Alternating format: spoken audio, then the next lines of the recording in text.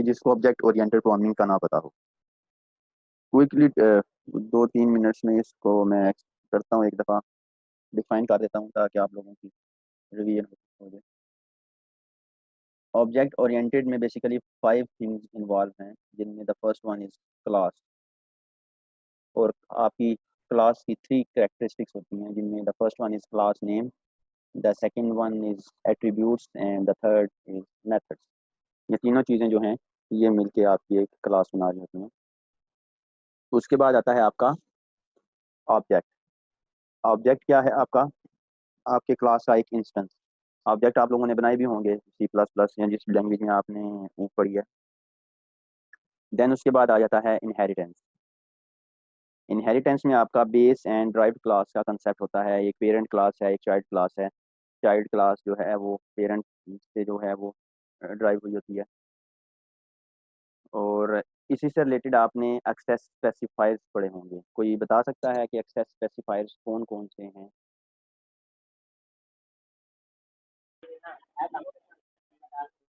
बच्चे आपकी आवाज़ क्लियर नहीं है। हाँ जी, और कोई एक्सेस स्पेसिफायर कोई एक बता दे, मतलब चले कि ये एक्सेस स्पेसिफायर है कोई। एक्सेस स्पेसिफायर पढ़े ही नहीं आपने? पढ़े हैं सर। बड़े बताएं। याद नहीं है। सर पब्लिक जो है हाँ जी, पब्लिक, प्राइवेट, प्रोटेक्टेड। इसके अलावा एक इंटरनल भी होता है, उसका आइडिया है किसी को कि इंटरनल स्पेसिफायर क्या है? अच्छा चले मैं खुद ही एक वीकली ओवरव्यू दे देता हूँ कि पब्लिक जिसका स्कोप पूरी एप्लीकेशन में है आपका। प्राइवेट सेम क्लास के अंदर जो होता है आपका जिसका scope, and protected drive classes में भी आपका चल रहा होता है। इसके बाद एक होता है इंटरनल। ये मैंने नीचे लिखे हुए हैं कमेंट्स के अंदर, यहाँ इंटरनल का भी लिखा हुआ है। इंटरनल का स्कोप जो है ना वो विद इन असेंबली होता है। इंटरनल पब्लिक से कम होता है एंड प्रोटेक्टेड से ज़्यादा होता है।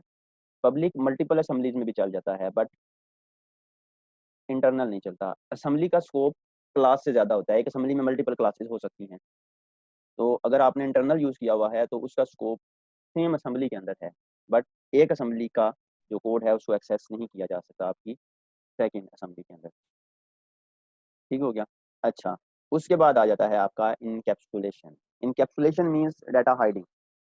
कि इनकैप्सुलेट जैसे कैप्सूल है मेडिसिन का, उसमें क्या है कि जब कैप्सूल खाते हैं उसका जो मतलब बेनिफिट्स हैं वो तो हमें मतलब मिल जाते हैं, बट हमें नहीं पता कि उसके अंदर क्या है।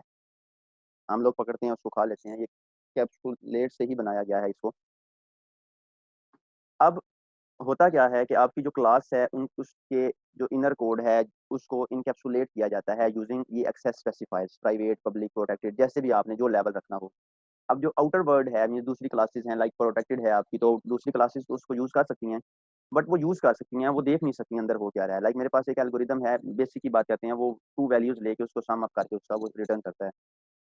तो वो ऑब्जेक्ट बनाएगा सेकंड क्लास वाला जो है, वो ऑब्जेक्ट के थ्रू हमारे सम के फंक्शन को कॉल करेगा, 2 पैरामीटर पास करेगा, हम उसको रिटर्न कर देंगे रिजल्ट। उसको नहीं पता कि मैं तो ये बेसिक बताया है कि 1 + 1 2 होता है।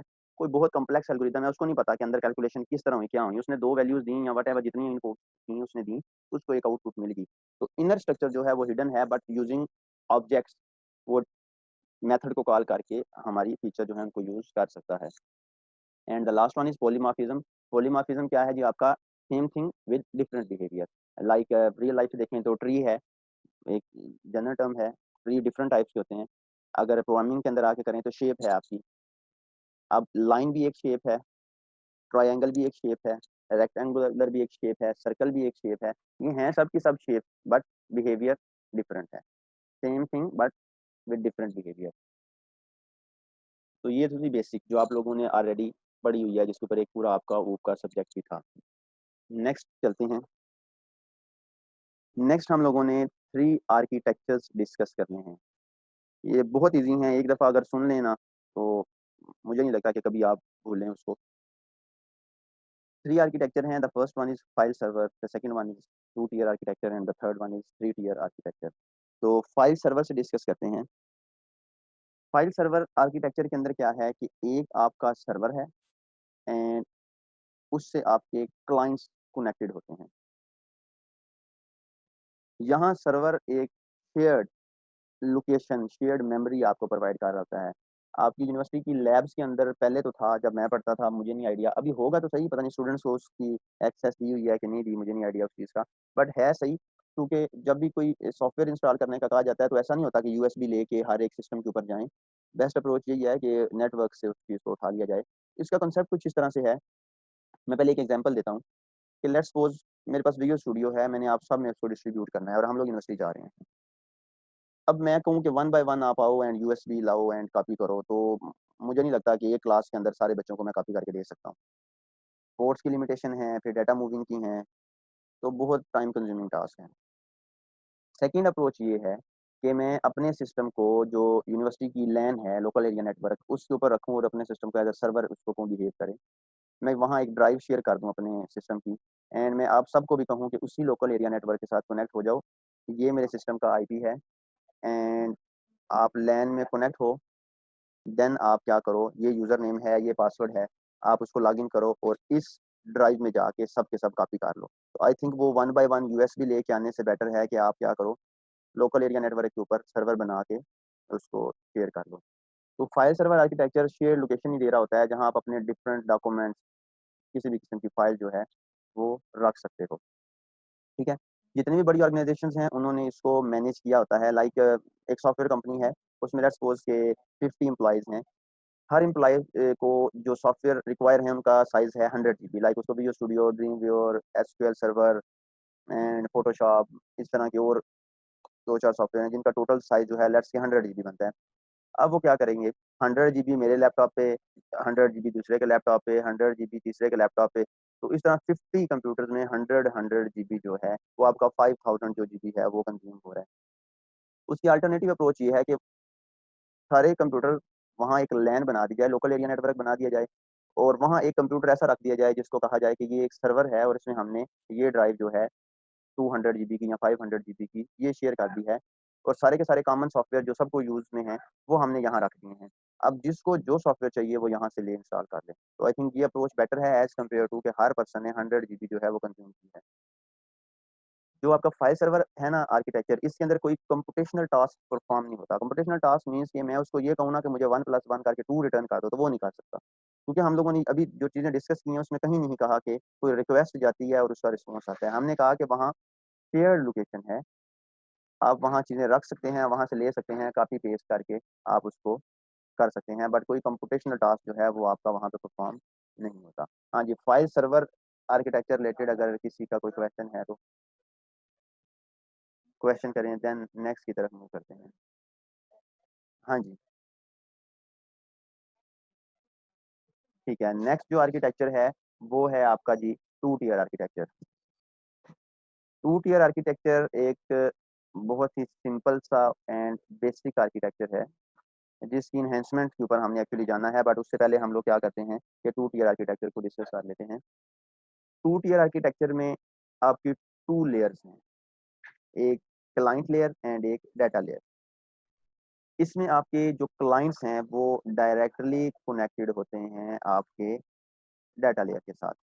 हर क्लाइंट, 100 क्लाइंट्स हैं तो 100 के 100 डायरेक्ट कम्युनिकेट कर रहे होते हैं आपके सर्वर के साथ, मीन्स डाटा लेयर के साथ। जब भी आपकी कम्युनिकेशन डायरेक्टली होती है तो वो फास्ट होती है, बट उसका एक ड्रॉबैक भी होता है।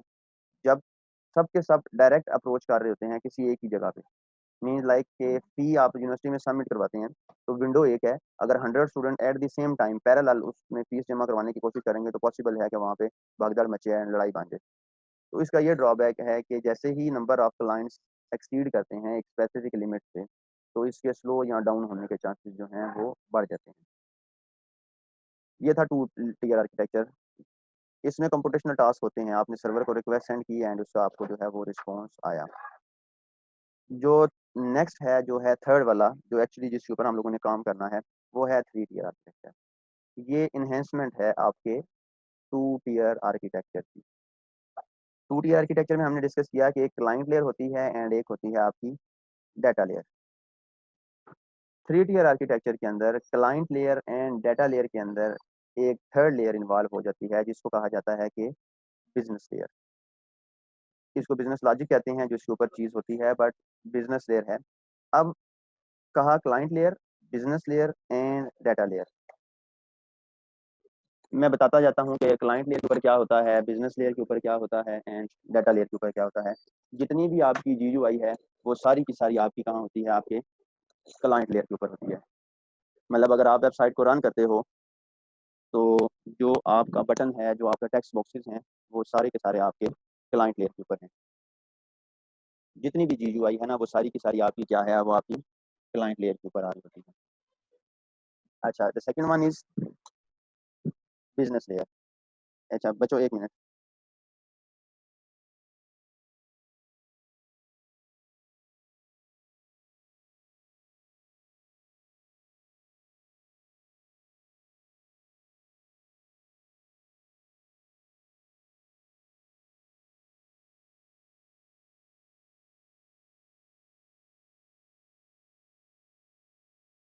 हाँ जी, सेकंड वन है आपकी बिजनेस लेयर। जितना भी आपका कोड है वो सारे का सारा आपका बिजनेस लेयर के ऊपर है। लाइक आप इफ एल्स लगाते हैं या आप फॉर ईच लूप लगाते हैं तो वो आपकी जो है वो आपकी बिजनेस लॉजिक के ऊपर है। मैंने कोई इफ लगाई, कोई वेरिएबल डिक्लेयर किया, वट एवर जो भी कोड मैंने किया, वैलिडेशन की है सर्वर साइड पे, ये सारी की सारी बिजनेस लॉजिक का पार्ट है। मीन जो आपकी क्लाइंट लेयर है वो GUI है। ब्राउजर स्क्रीन के ऊपर आपको जो चीज़ भी नजर आ रही है, वो टेक्स्ट है, वो लेबल है, वो बटन है, वो टेक्स्ट बॉक्स है, वो सारे का सारा क्लाइंट लेयर का पार्ट है। बिजनेस लेयर में आपका कोड है जो C# हम लोग करेंगे, तो C# का जितना भी कोड है वो सारे का सारा आपका बिजनेस लेयर में आता है और इसको आपकी बिजनेस लॉजिक भी कहा जाता है। अगर आपको कोई कहे कि आपके प्रोजेक्ट की बिजनेस लॉजिक कौन सी है, तो एक्चुअली जो आपका कोड है सर्वर साइड का वो आपकी बिजनेस लॉजिक है। द थर्ड जो लेयर आती है इसके अंदर वो आती है डाटा लेयर। आपकी जो एक्चुअल डाटाबेस है वो आपकी डाटा लेयर के ऊपर लाई आ रही होती है। अब अगर राइट साइड वाली अगर आप पिक्चर देखें तो इसमें क्या है कि क्लाइंट एंड डाटा के सेंटर में एक इंटरमीडिएट आ गया और वो है आपकी बिजनेस लॉजिक। अब यहाँ क्या है कि आपकी जितनी भी क्यूरीज रन हो रही होती हैं, लाइक इंसर्ट की क्यूरी है, अपडेट की क्यूरी है, डिलीट की क्यूरी है, सेलेक्ट की क्यूरी है, वो सारी की सारी आपकी रन होती हैं आपके डाटा लेयर के ऊपर। क्लाइंट क्लाइंट लेयर को या उसको प्रेजेंटेशन लेयर भी कहा जाता है, उस लेयर को यूज़ करता है। वो एक रिक्वेस्ट जनरेट करता है, जो रिक्वेस्ट रिसीव होती है आपकी बिजनेस लेयर को। बिजनेस लेयर पे कोड है, कोड रन होता है, कोड में अगर कोई क्यूरी है तो वो आपकी क्यूरी जाके रन होती है आपके डाटा लेयर के ऊपर। वो लाइक कुछ सेलेक्ट की क्यूरी है तो वो डाटा फेच करके वो डाटा रिटर्न करती है आपकी बिजनेस लेयर को। एंड बिजनेस लेयर क्या करती है, वो डाटा आपके प्रेजेंटेशन लेयर या क्लाइंट लेयर के ऊपर उसको शो कर देता है। तो इस तरह आपका इसमें ट्रैफिक मैनेज इस तरह है कि लाइक देखें, अगर वो फी वाली एग्जांपल ही लें तो मैंने कहा पैरेलल सब हैं, तो अगर वही लाइन बना दी जाए अगर आपकी फी की, तो टाइम पॉसिबल है ज़्यादा लग जाए, बट ये है कि हर बच्चा इजीली जो है वो फी सबमिट करवा सकता है। मतलब एक प्रॉपर पैटर्न है, क्यू वगैरह जो होती है ना, क्यूइंग वगैरह, ये बिजनेस लेयर मैनेज कर रही होती है और वो उसको करती है। तो ये आपके 3 आर्किटेक्चर थे जिनमें the first one is file server, the second one is 2 tier architecture and the third one is 3 tier architecture. यहाँ तक तो जितना भी हमने किया ये जनरल चीज़ें हम लोगों ने डिस्कस की, कि मतलब इन चीज़ों का आइडिया होना चाहिए। अभी जो नेक्स्ट हमारा टॉपिक है वहाँ से हमारा स्टार्ट होगा प्रैक्टिकल, और आज की जो पूरी क्लास मतलब अभी जितना भी टाइम हम लोग लगाएंगे ना वो जस्ट इसी स्लाइड के ऊपर लगाएंगे। उसकी रीज़न ये है कि यहाँ वर्ड ऐसे यूज़ हो रहे हैं कि जो आप लोगों ने पहले नहीं सुने हुए। तो मैं इस तरह नहीं करूँगा कि लाइक पढ़ दिया check is post back property और आपको जो ठीक है और आपने रटा लगा लिया कि is post back property check हो जाती है, तो इस तरह नहीं है। जिस चीज़ को भी डिस्कस करना है उसको समझना है कि है क्या चीज़, और आज से जितना भी डिस्कस करेंगे इसका प्रैक्टिकल हुआ करेगा। आज की क्लास में तो नहीं होगा, जिस दिन ये टॉपिक कंप्लीट होगा उस दिन आपका जो है वो प्रैक्टिकल स्टार्ट हो जाएगा। अच्छा, तो जो नेक्स्ट हमने स्टार्ट करना है वो है पेज लाइफ साइकिल। पॉसिबल है इसके एक्सक्यूज मी ऊपर? सर। जी सर जो 2 टियर आर्किटेक्चर है हाँ उसमें जी सर जो क्लाइंट लेयर है वो भी GUI को डील करती है या सिर्फ वो हाँ वहाँ जी, क्लाइंट्स को डील करती नहीं नहीं वो भी GUI को करती है। उसमें GUI क्लाइंट लेयर के ऊपर ही होती है। जो डाटा लेयर है ना सारा कुछ उसके ऊपर ही होता है आपका। बाकी है? जितने भी टास्क है ना कंप्यूटेशनल वो एक ही लेयर के ऊपर हैं, but client layer presentation layer है आपकी। ठीक है, थ्री थैंक यू। टियर में हमने उसको इंटरमीडिएट में रख दिया। सही, अच्छा, थैंक यू। ओके। अच्छा, अभी हमने करना है पेज लाइफ साइकिल, और पॉसिबल है कि मिनिमम 2 लेक्चर इसके ऊपर लगें। ये जस्ट कोई 3 पेजेस की या 4 पेजेस की स्लाइड होंगी इसके पेज लाइफ साइकिल पे, बट इसको अच्छी तरह समझना है। अच्छा, एक चीज़ मैं आप लोगों को बताता चलूँ, रेगुलर वालों को मैंने बताना भूल गया हूँ कि मैं ना पोर्शन स्किप नहीं करता होता।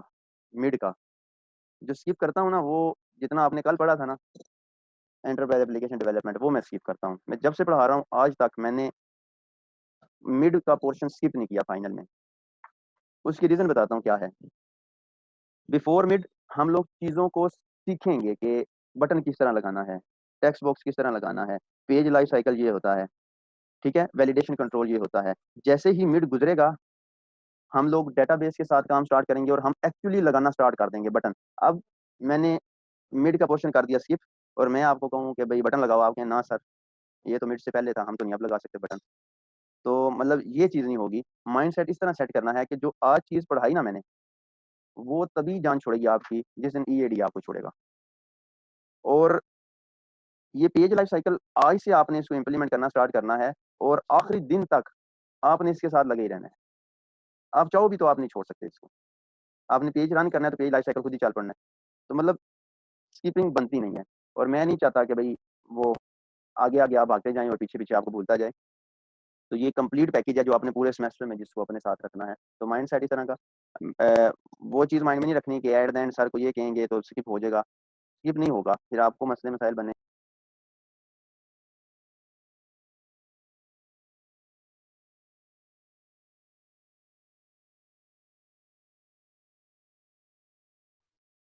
मैं बोल ही नहीं रहा था, मेरा वो इंटरनेट डिस्कनेक्ट हो गया था। अच्छा, हैरानगी वाली बात ये है कि मैं रेगुलर वालों को पढ़ाता हूँ तो एक दफ़ा भी डिस्कनेक्ट नहीं होता।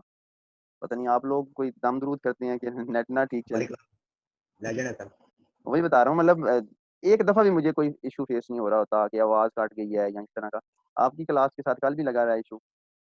सर ये जब आपकी सी ड्राइव कभी कभार फुल हो जाती है, आपकी क्लास ले रहे होते हैं ना, तो ये स्क्रीन रिकॉर्डिंग जब आप ऑन करते हैं तब ये इशू आता है, आपके सिस्टम की वजह से भी मेरी इशू तो आता है। नहीं है यार, मेरी फुल सर ये हैकर है। नहीं है यार, किधर ऐसा से हैकर नहीं है सर, क्लास लेते हुए होता है इस तरह। इस वक्त पीटी से ज़्यादा लोग यूज़ करते हैं ना, 8 बजे तो सब सो रहे होते हैं, इसलिए आपका सर्वर डाउन होता है। हाँ जी, चलें इस लॉजिक को मान लेते हैं।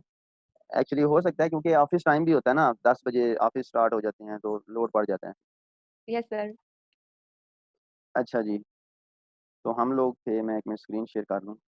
तो मैं वो आप लोगों को बता रहा था, उसको नहीं आप लोगों ने छोड़ना कि जो कोर्स हम लोगों ने डिस्कस करना है, जितना भी, ये जब ईएडी नहीं होगा तो ख़त्म हो जाएगा, अदरवाइज़ साथ में चलता रहेगा। तो हम लोगों ने जो डिस्कस करना है वो है पेज लाइफ़ साइकिल। पहली चीज़ कि पेज क्या है? लाइफ़ साइकिल तो बाद की बात है ना, पहले पेज का ही ना पता हो, हम स्टोरी सुनाते रहें, आप भी सुनते रहें। तो पहली चीज़ पेज, आपने वेब सिस्टम एंड टेक्नोलॉजीज़ में पीएचपी की होगी। ऐसे मैं यही एक्सपेक्ट कर रहा हूँ कि वो रेगुलर वालों ने की हुई है, तो आपने भी की होगी। मुझे वैसे कोई बता दे, पता नहीं आप लोगों से भी कल मैंने पूछा है क्या पढ़ा है? यस सर, की है हमने। यस सर की हुई। सर की है पीएचपी हमने। ठीक है, पढ़ाई वैसे किसने है आपको web? Ma'am Samreen. Means same teacher ने पढ़ाई है, तो सेम कंटेंट यस। पढ़ाए होंगे। सर हमारे ऑलमोस्ट सेम टीचर्स ही होते हैं रेगुलर सर के। ठीक हो इस गया, बार भी सारे सेम है। ठीक है। नहीं, कई दफ़ा हो जाता है ना, अब लाइक मैंने एससी वालों को ईएडी पढ़ाई है रेगुलर को, तो सेल्फ को किसी और टीचर ने पढ़ाई है। आईटी वालों को मैंने ही पढ़ाई है रेगुलर सेल्फ को। तो ठीक है, आपने पीएचपी की थी तो आपने उसमें पेज बनाया होगा, कोई भी ABC dot PHP, index dot PHP, तो वो बेसिकली एक पेज था। आप कोई भी वेबसाइट रन करते हैं, XYZ ABC डॉट कॉम कुछ भी, तो वो जो सामने आपके फ्रंट स्क्रीन आती है ना, बेसिकली वो एक पेज है। आप नेविगेट करके किसी और स्क्रीन के ऊपर जाते हो तो वो दूसरा पेज है। आप नेविगेट करके किसी थर्ड स्क्रीन के ऊपर जाते हो तो वो तीसरा पेज है। तो वहाँ पीएचपी में डॉट पीएचपी थी, एचटीएमएल के भी पेजेस होते हैं, डॉट एचटीएमएल, डॉट एचटीएम, और यहाँ डॉट नेट में अपनी एक्सटेंशन है, वो जब पेज बनाएंगे then देखेंगे कौन सी एक्सटेंशन है। तो हमने करना है पेज लाइफ साइकिल। अब लाइफ साइकिल क्या है? आप लोग ऑलरेडी फ़ैमिलियर हो उससे, आपने एसडीएलसी पढ़ा होगा, software development life cycle. Yes sir. उसमें क्या था? उसमें डिफरेंट स्टेजेस आपने डिस्कस की होंगी कि इस स्टेज के ऊपर ये होता है, इस स्टेज के ऊपर ये होता है, इस स्टेज के ऊपर ये होता है। अब ये देखें, एक ब्राउज़र मैंने ओपन किया, लाइक मैं यहाँ से google.com ओपन करता हूँ। अब मेरे google.com लिख के एंटर करने से लेके ये जो सर्कुलेशन हुई और ये पेज मेरे स्क्रीन पे आया, इस पेज ने एक कंप्लीट लाइफ साइकिल रन किया है।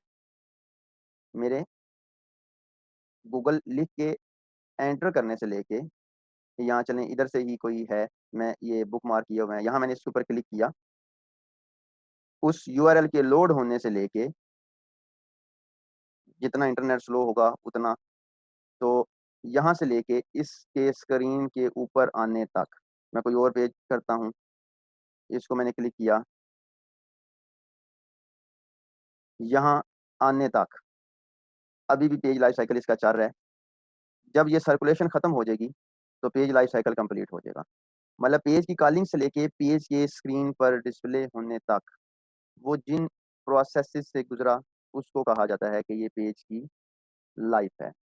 तो हमने आज से पेज लाइफ साइकिल को डिस्कस करना है। पेज लाइफ साइकिल के अंदर डिफरेंट इवेंट्स होते हैं, आई थिंक 11 हैं।